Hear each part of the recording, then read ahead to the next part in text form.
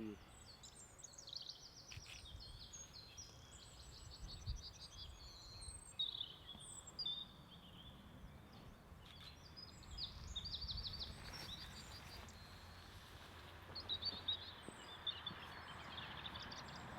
Surveying each of these belts of wire so we can show how thick it is where it's existing. Okay, well, let's go I'm sure, yeah. Some of the angles are in there. No, you should be alright. That's the one you looked at the other day. Yeah, that's the one we looked at that the other day, yeah. Yeah, that one there. German 77 shell, still live, still fused. But it's been scavenged, somebody's removed the driving band because it's copper. After the war they collected them and weighed them in for scrap. It was one way of earning money. Oh my god. You think these are trenches? Yeah, just a little bit. Not sure, I've never seen one before. Just wait. It gets better. But I mean, the amount of earth that they've moved in this wood to build this system. Yeah. I mean, just look at your field of fire again. It's perfect. Yeah. Just wait, you get up on the edge of the wood there. The guy's actually going up the side of the ridge. Well, there, yeah, you can see where you get the first KIA. Yeah, you can see he's getting shot from over here. Yes, yeah. It runs then down there. You can see it still in there. Yeah. Well, wait. Go. It's good.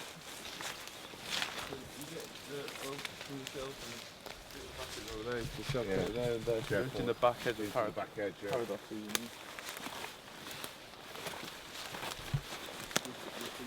Look at this. Yeah. It's spot on, really.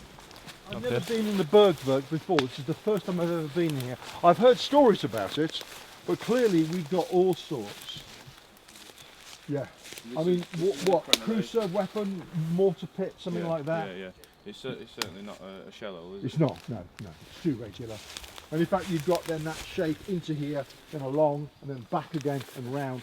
I mean, Eric, if you were going to put money on this, if you were looking for 2 crew-served weapons or mortar pits, would you favour that one matching that one there? Because it matches exactly what we got, and the other one matching there.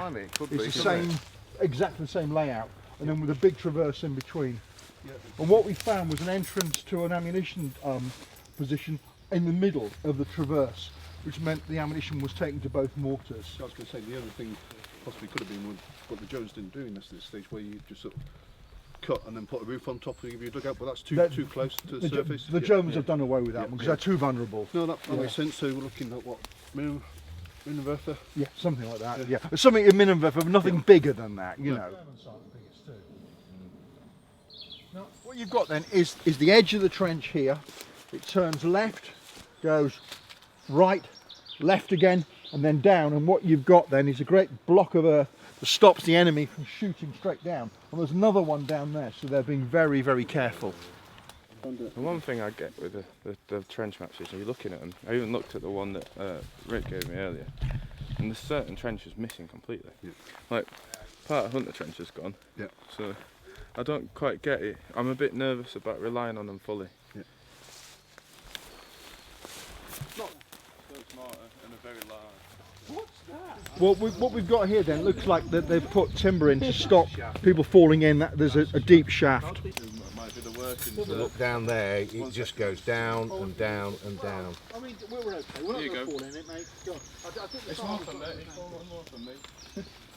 Yeah, definitely mine shaft. For the future, and that if the British lines encroach closer, they could then tunnel under the British lines and lay explosive charges. So it could be something as innocuous as a command post or something as potentially deadly as an offensive tunnel. Where we are now is at the back edge of the Bergwerk. Where you see the farm up there, okay, which is the farm, the barn, rather than the modern house, but those buildings there, that's where a shell burst in 1915 in the road. And when it burst, the Germans found a big hole, much bigger than the calibre of the shell. They put a ladder down, went down and went, oh, we've got a tunnel system. And when we did an interview with the owner, he went, yes, there's an access into an underground mine system under the farm that he knew about in the cellar. But he also told them there's another one which actually is underneath the cemetery, the old cemetery down here. And they're the two that were there. Now, in the November battle, a platoon commander was told to take a platoon and make his way to an HQ position, which is underground. So it's either that one or this one. And I don't know whether he came over the ridge this way or that way, but in the fog they managed to find the position. And when they got there, basically they shouted down surrender. Sentry came out, surrendered. Then an officer came out who was basically a full colonel. And he went, young man, well done, excellence. I've got 300 men. You have 20. I think actually it would be better if you surrendered to me. And he went, well look, our men are coming. He went, not at the moment they're not. Better, give me a revolver. Literally gives us a revolver, okay? So what then happens is that they go downstairs and he says, do you want a drink? I'll make sure your men are looked after, it's not a problem. It's fine. And he went, yeah, lovely. He said, well, see, well, while you're here, why don't you look out through our periscope? What periscope? We've got a periscope. Put the periscope up, have a look. He went, you can see. He puts the periscope up and he went, sir, my men are here. What do you mean? He said, have a look, sir. He looks through and there was a complete battalion coming over the ridge in the daylight. And he went, well, young man, things have somewhat changed, haven't they? Here, have your revolver back. You can have mine now. Yeah? And he come out. And right, okay, he comes out. So the bloke comes up. And this story comes out, actually not in the war. It comes out in Edmund's letters written to officers getting stories. And this story is written about 1940 from somebody, you know, Colonel Angry of Tunbridge Wells. And what happens is this young lieutenant comes up now with 300 prisoners, including a full colonel and all his staff and everything. It's fantastic. And he goes straight up to an Irish chaplain who's actually leading a forward unit, and goes up to him and says, I've captured these prisoners. Doesn't say a word. He just chins him. And he says it's an understandable mistake because the lieutenant was wearing other ranks uniform and was covered in mud. Chins him and takes the prisoners, and he's then photographed by Ernest Brooks with his prisoners, including the colonel. And you look at this chaplain, he's a big bloke, he's about 6'5", wearing a big trench coat, and it's the kind of thing that's like a prop forward. And this poor lieutenant goes back and goes, with basically all bruised and blooded, my prisoners have been stolen. And they go, well, we'll put you in for a medal. He never got a medal, but it happened either just there or just the other side of the village. And I don't know, we don't know.